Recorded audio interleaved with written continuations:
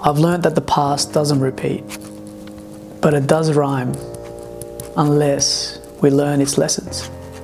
And this is something that has played on for generations, and it's playing out right now.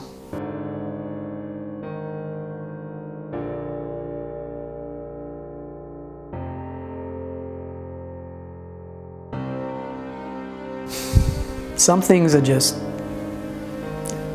words just don't do justice to. You can't put words to them. And I think in our Western culture, we've only experienced war through a lens of news for our TVs or of social media and short little clips.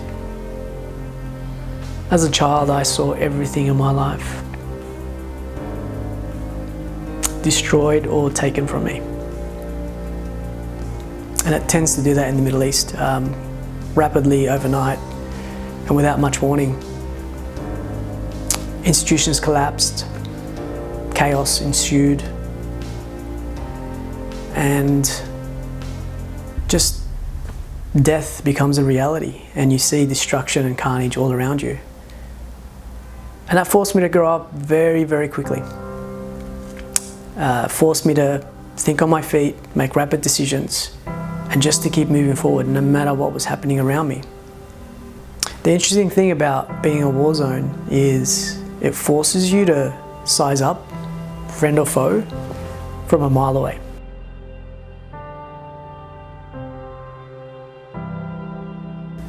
And even some of the people that were on the other side, or some of those people that were pointing,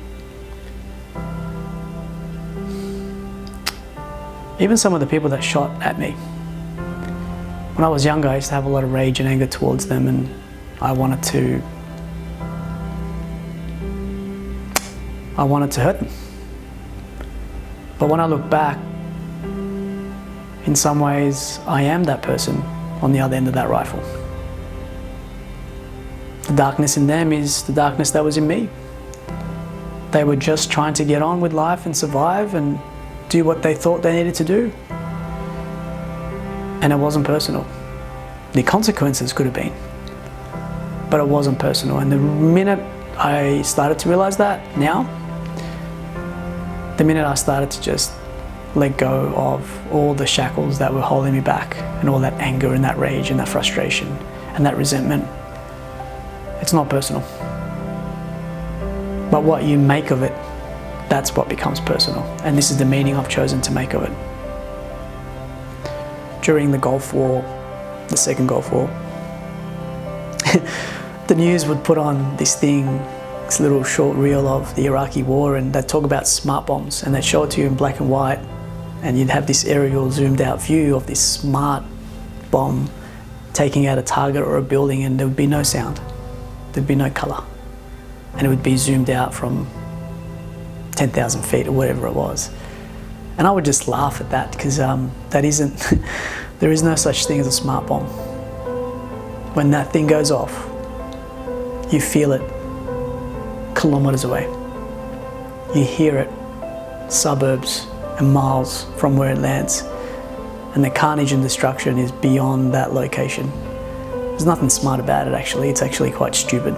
Losing someone or something is always hard, especially if that thing you love is taken away from you by another person due to a careless act. And this is the pain that comes with war. It's actually living life on the extreme, because death is so present and it's right there, and I know that's intense. But if you ever wanted to experience it and feel it, which I don't think anyone would ever want to, it's definitely not what you see on TV. It's definitely not as smart and as slick and as clean cut as it's been portrayed to be. It's probably the most opposite thing to creation and life. It's hell on earth, for lack of a better way of describing it. It's hell on earth. There's something really strange about being in a battle zone. It magnifies everything. Every relationship, every word, every sense. Probably even every taste when you're eating something, every touch when you're feeling something. And actually just magnifies life, because the consequence is so grave and so near that actually you're playing for real.